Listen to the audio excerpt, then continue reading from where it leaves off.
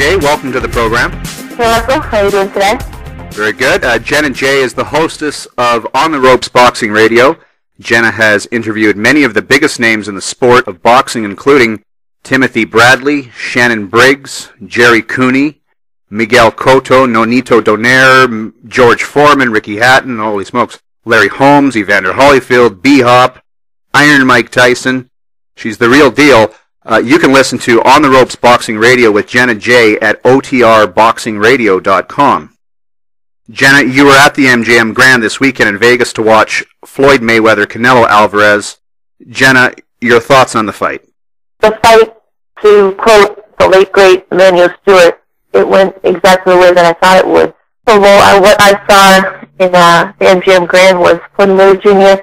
showing once again why he is the best pound-for-pound fighter in the world today. I mean, from the opening bell to the finish, he showed that he was a class above Canelo Alvarez. He showed that the odds makers, despite what they say, they were completely off track with what they thought about this fight. And he showed that a guy like Canelo Alvarez and, someone as young as him, he really never had a chance at all. I mean, he worked his jabs from the opening bell. He confused Canelo Alvarez. He got him to miss. It was just one of those fights right there where, it really didn't surprise me whatsoever what the result was. What really surprised me is what people thought about the fight and what they thought was going to happen. So you felt that Canelo Alvarez was overhyped from the get-go? I honestly did. I mean, right when the fight was made, I was like, all right, well, this is Golden Boy Promotions doing their best to cash in on Canelo while they still can, while he's still undefeated. I think they saw that fight with Austin Trout, and they saw weakness and vulnerability in Canelo, and this was the opportunity to make the most out of a fight and make a big fight with Canelo while they could, and they did it. I mean, it was a completely, extremely successful promotion. I mean, you went all the way around the world. Everyone was talking about this fight, and in grand scope, I mean, it was almost as big as the fight that Mayweather had with De La Hoya. So, I mean, their mission was to make a huge, huge event that people wanted to see. Mission accomplished. But they've been hyping this fight for years now, if you think about it. Putting Canelo Alvarez purposefully on the undercard of Floyd Mayweather fights. It seemed to me that this fight has been angled many years ago already, far more so than any Pacquiao fight. Yeah, well, that's because they obviously control the rights to Canelo Alvarez, and, they've been building him along slowly. But, I mean, if you look at his career, what did he do to really prepare himself for Floyd Mayweather Jr.? I mean, besides the fight with Austin Trout, I mean, you look at it, and you look at his career and look at his resume, they were a lot of second-tier fighters. Guys like Matthew Hatton, Ryan Rhodes, Kermit Cintron, Josecito Lopez. I mean, he just wasn't properly prepared and did not have the experience to even have a chance to compete with Floyd Mayweather Jr. So what next for Canelo? Well, I mean, what's next for Canelo is, obviously, they want to put him back into a big fight because no matter what, it was a no-lose situation.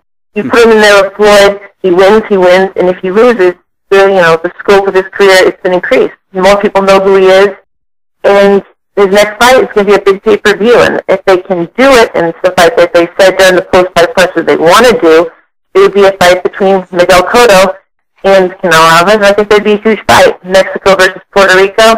I think the fans want to see it, and I think it's a fight that he can win at this point and help prepare him down the road for another big fight. What was your score for the fight?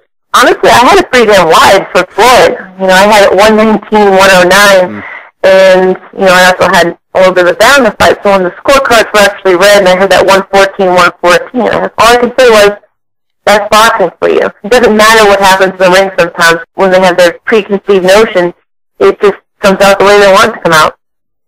Are you suggesting that C.J. Ross had it scored 114-114 before the fight? I am suggesting that. I mean, it's not the first time. I mean, you look at her record, and it's checkered. It's not the first bad decision she has. First bad decision she has. I mean, you look back, she scored the Pacquiao versus Bradley fight for Bradley. Mm-hmm. I mean, why is this judge, it's the biggest fight of the year, not the biggest fight of the year, but the biggest fight of the last few years. Why is she judging this event? She had that scorecard in her head before it even started. She wanted to make Canelo Alvarez look good because there's no way on this earth that you can see that fight as 114-114. You could be half blind, totally stupid, but you can't score at 114-114. There's just no way of what we saw in that ring. Well, C.J. Ross isn't qualified to judge a baking competition, let alone, as you say, the biggest fight in the last 5 years. I think we should complain, so I'm going to give the audience a phone number now to the Nevada State Athletic Commission. The number is 702-486-2575. Let them know what you think of C.J. Ross and her 114-114 card. Definitely do that. I highly recommend all fans go out there and complain, because the more you make noise, the more you complain about something, it actually does take notice. I think this will be the last fight that C.J. Ross has, and if it doesn't, it's a shame on boxing. There are a lot of bad judges out there. There are more bad judges than good judges, and it amazes me. When you see these big fights from some of the judges that are named for these events, I think the only thing that you really can do with boxing today is try to weed these judges out one by one and hope that some new judges come in that are qualified, that are experienced, that are trained properly, so we don't have these kind of disgraces, these kind of terrible scorecards happen again. It should be noted that Dwayne Ford had the same scorecard as C.J. Ross for the Pacquiao-Bradley fight. Yeah, she wasn't the only one that night. Is Mayweather good for the sport of boxing? Let's look at some of these totals that this guy makes for these fights. Back in 1998, I remember this fight. I have it taped. I have the fight over here. Genaro Hernandez, 1998. Floyd made $137,000 for that fight.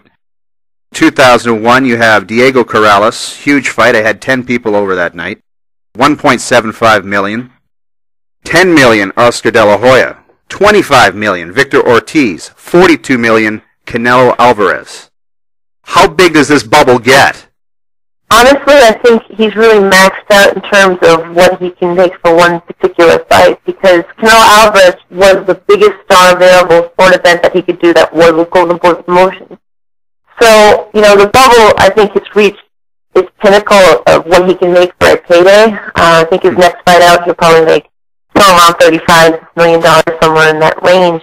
But this fight here, he had to obviously go up in weight. He had to take a little bit more risk so he can demand a little bit more money. But with Floyd, he's earned everything that's come to him, because love him or hate him, he has absolutely promoted himself to the best of his ability and become a huge star. You can't argue with what he's done. You can't argue with the results. 45 steps in that ring and 45 have lost. And at this point, I think, it doesn't matter what kind of fight style he does in the ring, doesn't matter how exciting it is for boxing fans.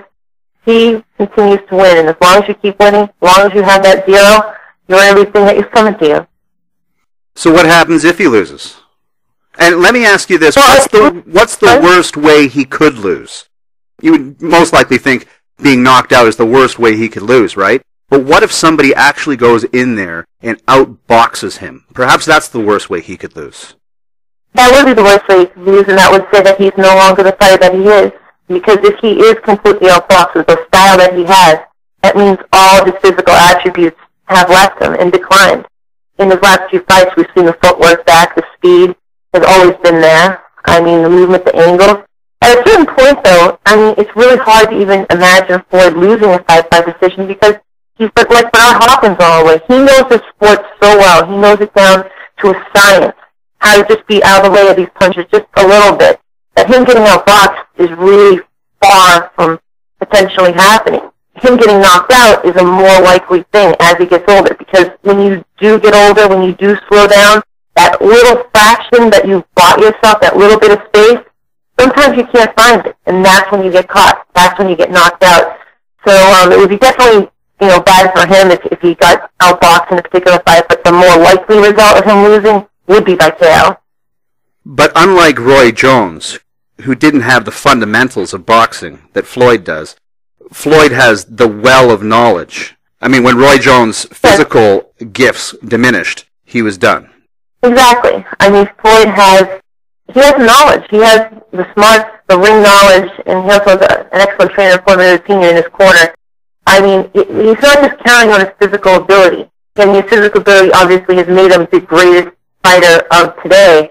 But if he loses some of that ability, he still has the ring smarts to win fights. And as you said, Roy Jones Jr., he lacked certain fundamental things. And as he got older and when his skills declined him, those flaws in his game, those things that he lacked, it cost him. Because after the skills are gone, after that great speed is gone, you're just left with what's what you have, and obviously it hasn't been enough for Roy, and Roy's career diminished horribly after his physical skills started to go.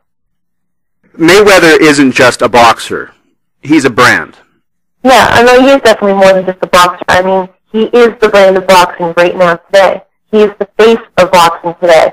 Manny Pacquiao was getting close to getting to that level, and now he's been certainly knocked back from that. Pacquiao can't talk. He can't promote himself. Exactly, yeah. He needs somebody else to speak for him, and no offense, but the guy who speaks for him, well, you know, is Freddie Roach. So it's not the strongest of promotions. It's not the strongest of promotions, but his results in the ring were promoting him well beyond his ability. What he was doing in the ring was grabbing people's attention. It was garnering all this buzz for a huge, huge event. And, you know, that was building his brand. And the fact that he was a man of the people, that he's a congressman, that, you know, the people love him. So, I mean, he had that brand that he was building himself based on his results and based on being a man of the people. But Floyd is completely different.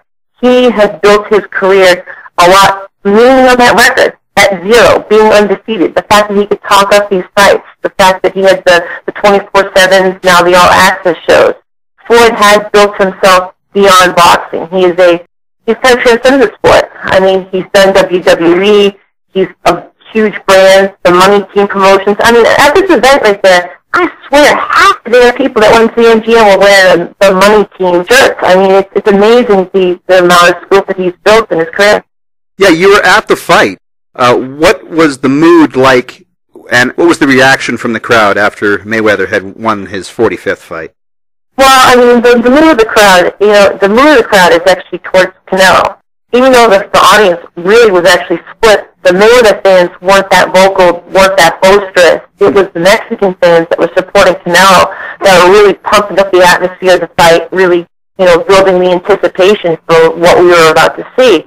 As the fight went on, those fans quickly quieted. Matter of fact, I was sitting next to a guy who had a $2,000 seat. $2,000 seat. He's watching the fight. He was against Mayweather. He didn't want to see Mayweather win. After the second round, he turned over to me and said, I already know what's going to happen. Canelo can't win this fight, and he left. That's the mood of the arena. He left a $2,000 seat that was worth $10,000 at fight night because he saw that Mayweather was going to win right from the second round on. He just knew. You know, he could see what was going on in the fight, and the Mexican fans could see it too. They knew that Canelo did not have a shot just after a couple rounds. I had it far more competitive than that. I guess maybe I was more into the fight. I'm surprised. I didn't think it was... See, I disagree with Dan Raphael of ESPN. I don't think it was a 120-108 fight. I think it was a bit closer. Well, I mean, there were some close rounds. I mean, I could see 117, 111. I have 116, 112. Yes, and you know what? In boxing, it's all about perspective, the way that you see events.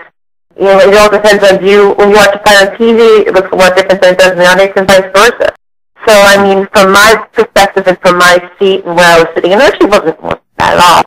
I saw it 119, 109, and I could see it as close as 117, 111, which is one round off from what you saw. So, it's always that case right there. It's boxing is about perspective, what you like more, whether or not you think the aggressiveness of Canelo was enough to get him certain rounds, the fact that he was throwing more or trying to throw more, and whether or not the punches that he landed were clean enough to really give him those rounds. You know, at the end of the day, there's no chance it could be 114, 114, but the thought, as you can see it, 8 rounds to 4, you know, it's no realm of possibility because boxing is all about perspective.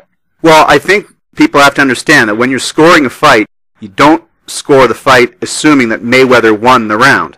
Each fighter goes into each round equal.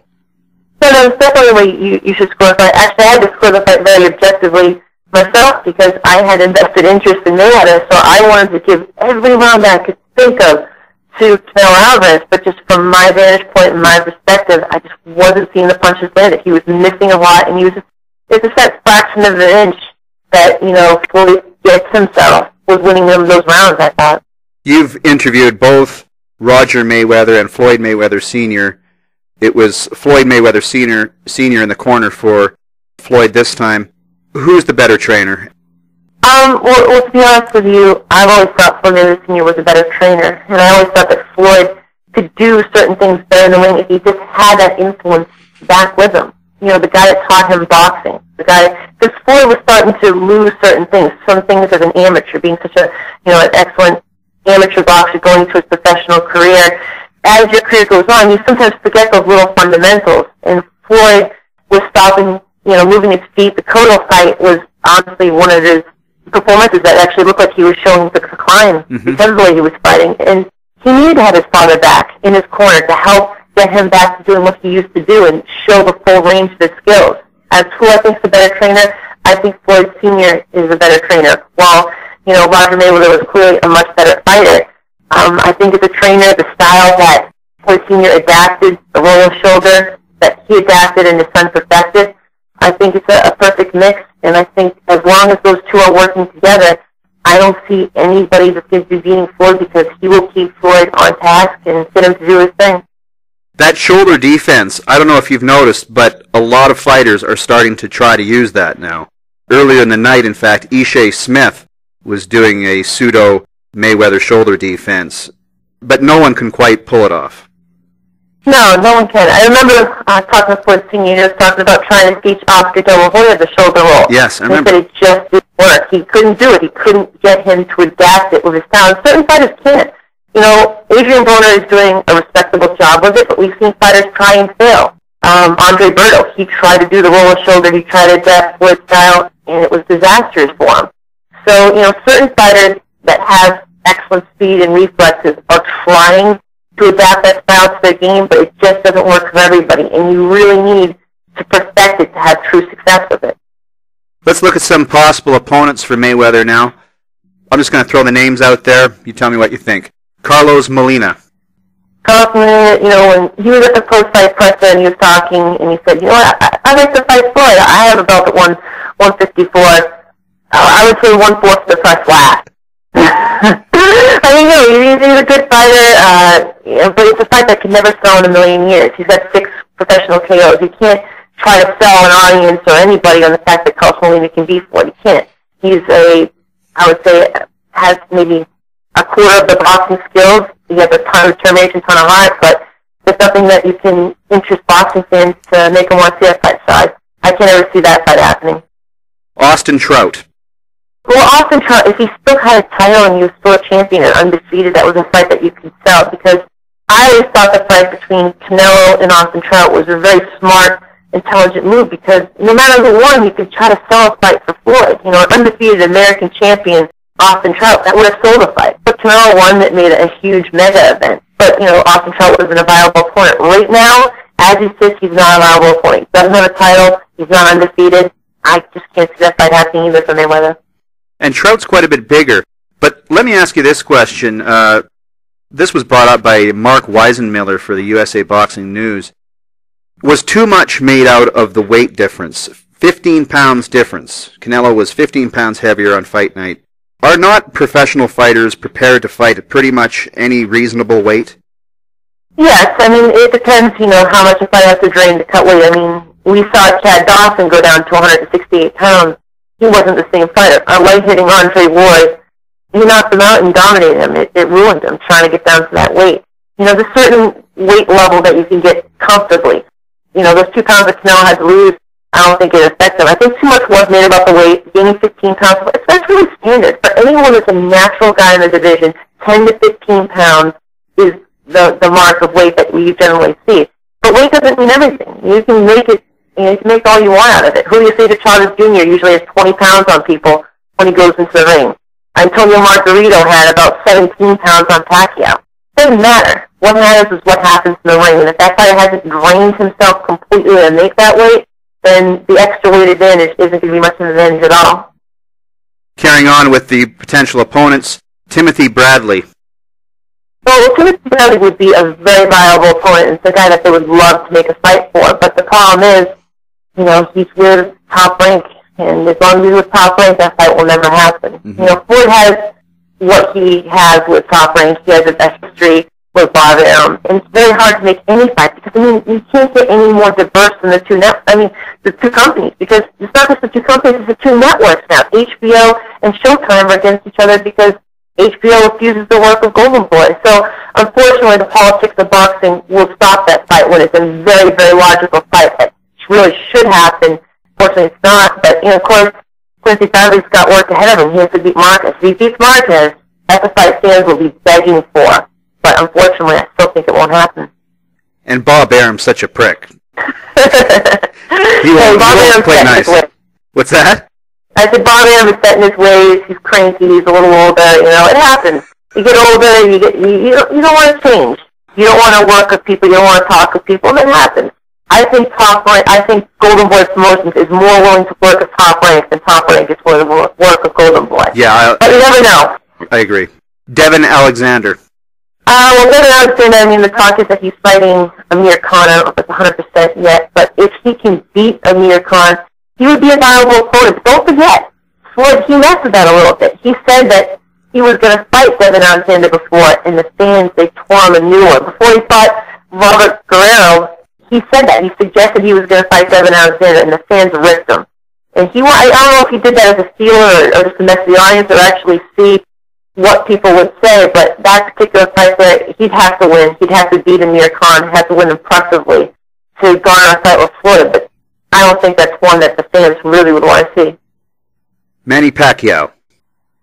Oh, that's a fight, regardless of Pacquiao's loss, the world would still want to see. Because, you can't imagine a bigger fight getting ruined than that one. That was talked about for over 3 years. I know that because I talked about it on my radio show. I talked about it forever. I had asked almost every single guest what they thought of Mayweather versus Pacquiao because the fans wanted to hear those opinions on the fight. And the biggest shame of boxing is that fight did not happen when they were both at their elite. Before Floyd fought Shane Mosley, it was set. The fight was agreed to. Terms were agreed to. The only thing that held it up was drug testing, and Manny Pacquiao did not want to do it. This was back, I think, in early 2010. They agreed to everything. And because of that one little thing, even though money was agreed upon, it cost that fight. And then, obviously, it was Floyd who cost it later. I think that fight would be great if it still could happen, if Manny Pacquiao can beat Benavides, which he should as much as I like Brendan. The big thing is, Bob Arum, he stands in the way, and I think Floyd, at this point, he doesn't really need to take that fight. He doesn't need it for his legacy. It'd be great for boxing fans, but Manny Pacquiao is not found the same way that he was before, so it's not going to increase Floyd's legacy like it would have if they had fought when they were both near their elite. I have to tell you, I don't agree with Skip Bayless, who believed that Mayweather was scared of Pacquiao, and that's the only reason the fight never happened. That's it. I hate when I see Jenna put that. And it was the same thing I saw Michael Wilbon did the same thing. Said he was a chicken. Some of these media people, they're not qualified to talk about boxing. Michael Wilbon especially. He couldn't even score a fight. He didn't know how to do it. He didn't even know how to proper score a fight. He's just, certain media people, they just talk about boxing. They don't know boxing. They see a few headlines, they watch a few fights, but they're not qualified to even talk about the sport, let alone make that kind of judgment. Because to say another fighter is scared of another fighter and see it's chicken, okay, why don't you step in the ring? Why don't you do it? I think when anyone's going to the ring to risk their life, unless you're doing it yourself, you don't have the right to call him a chicken or anything of that sort. Yeah, no, it's ridiculous. The idea that he would be a chicken, that's ridiculous. Carrying on here, just a few minutes left. Adrian Broner. Adrian Broner, now that's a fight that eventually fans would be calling for. Just because Adrian, but a lot of people, he's smart. He's smart in his own right. He's making people hate him. Because that is one of the best things that you can do in boxing. Some people, they love to watch you, but in this sport, people will want to watch you just as much to see you lose. Floyd had that for years. Now people are watching Floyd for his ability and skill and the fact that he's continuously winning fights, but there's a point where people just wanted to see him lose. They'd buy a pay-per-view to see him lose. Adrian Broner is getting to that point now. People just want to see him get knocked down, knocked out. A fight between him and Floyd would be a big event. It would be an interesting event. But it's one of those fights where neither guy seemingly wants it. It's almost like that Adrian Broner is the protege of Floyd Jr., and I don't think that fight will ever happen, but if it does, and if Adrian Broner stays undefeated, as a boxing fan, I'd like to see it stylistically. I think it'd be interesting. I want to see Gamboa get knocked out. That's one of the few guys that I dislike. You would not be the only one. There's a lot of fans that do not like Gamboa. I don't like his attitude, don't like his cockiness, don't like the way he goes into the ring. And the fact is that he doesn't even fight that much. That's the other thing. He has a weak chin. He's been knocked down on other fights, but he is one of those guys that has all the skills in the world, but he's not going to quite live up to his skills. He has all that ability in the world, but things in his head, certain fighters, if you don't have your head right, you're not going to be the fighter that you really should be. You don't reach the top of your game like you should. Sergio Gamboa is going to be one of those guys. The fight for me that I'd like to see him in, I'd like to see him drop back down and weight and fight his, countryman. I'd like to see him fight Rick and Diao. I think that'd be a good fight. If they can meet in the middle somehow, those two can meet in the ring, I think it would be a good fight for them both, and it'd be a fight that you may in fact see Gamboa knocked out in. You talked about mental fortitude. It reminded me of Andrew Galata, a guy who had all the skills but found a way to be a loser every single time the big spotlight was put on him.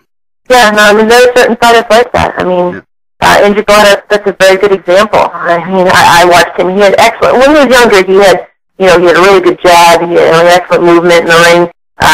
Even though he actually had a good chin originally, he actually could take a heck of a shot early on before the punches started to add up. But he just did not have the discipline, and he wasn't smart enough to do it. Because I watched those fights many times, the fights between him and Riddick Bowe, and he could have won both of them easily if he just had the mental fortitude to stick in there and not hit the guy in his nuts. Come on, put him in the lower region. You win the fight. Simple as that. Even if Ludo would try to get him to do it, keep those punches up, he couldn't do it. But a Hall of Fame guy like that can't do it. Nobody can. Well, that second fight, it was weird. I swear he did that on purpose to get disqualified. Yeah, it was very weird, the result there, because they both looked like he was dead. Trying to make that weight and trying to become a lighter fighter. He was a zombie in there. The fact that he even hurt Galata and did what he did and cut Galata, it was surprising. But the thing is, he had it in hand again. It's just mentally, it's like he did not want to win that fight and have to deal with being the guy that beat Riddick Bowe. Being the guy that beat a guy that was considered champion at one point. So certain fighters, they just can't handle it. Stardom, and mentally, they defeat themselves.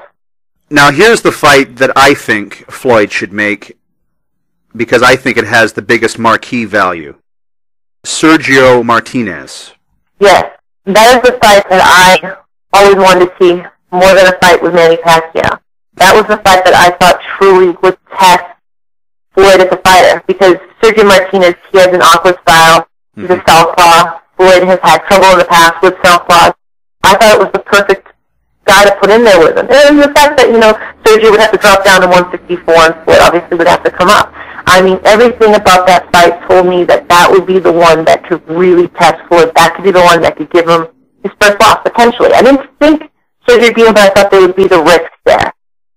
But in boxing, sometimes things have to happen a lot sooner than we talk about them, unfortunately, because right now, Sergio, after his last fight, he's starting to break down as a fighter. He's 38 years old. His injuries are starting to mount up. That great ability, that great talent, that great athleticism, certain things about him, they're starting to leave him. When the injury's not up, you can't win certain fights. And that particular fight there, I thought was a huge, huge super fight. It could have happened maybe before the Chavez Jr. fight, but now, after all the injuries to Sergio, I just don't think he can beat Floyd. I think it'd still be a great, great fight to happen. I'd love to see Floyd go fight for the middleweight title. If they're willing to make it, Golden Boy, it would be a very smart promotional move, because a lot of fans don't know the decline of Sergio Martinez. But as far as the risk to Floyd, that risk is a lot less than it used to be, and you just got to wonder if Sergio Martinez can even hold up the whole fight. But they keep saying that Sergio Martinez just doesn't have a big enough fan base, and they wouldn't be able to make it a big show. I don't see that. I think he has some great highlights. He's a good-looking guy. Oh, absolutely. No. Anyone that said that, they're bullshitting the camp. They're coming from the Mayweather camp trying to say it wouldn't be it would be an absolutely huge event, because you look at the scope of Sergio Martinez, it increased hugely with that Chavez Jr. fight. Everyone remembers what happened in that 12th round. It wasn't the fact that he just won, the fact that he went and got through that game off the canvas and still managed to get through that fight, that 12th round, the way he fought it. It garnered a lot of people's attention, and that made him a potential pay-per-view draw. Fans would buy that fight. They would pay to see it.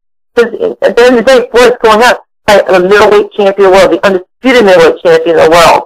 That fight can't sell, no fight will. And probably the fighter that impressed me the most on Saturday night, Danny Garcia, beating Lucas Matisse, definitely the best fight of the night. I'll list him as the last potential opponent for Mayweather.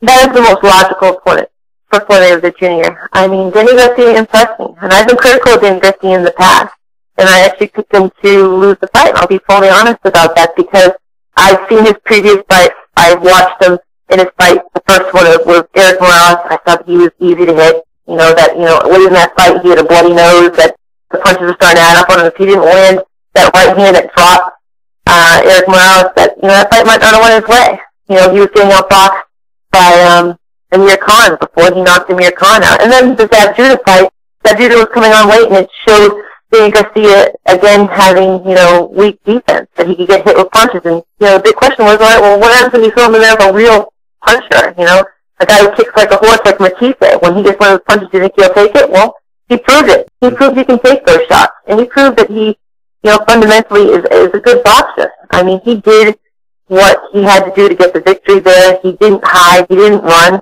He outboxed Lucas Matisse. He outfought Lucas Matisse. He deserved the win. He impressed him with it, and he deserved that fight with Floyd MAYWEATHER Jr. I don't know if Floyd will have to meet him in the middle. Last time Floyd tried to make a catch weight, he came in overweight for Marquez, but I think that's the fight that makes the most sense.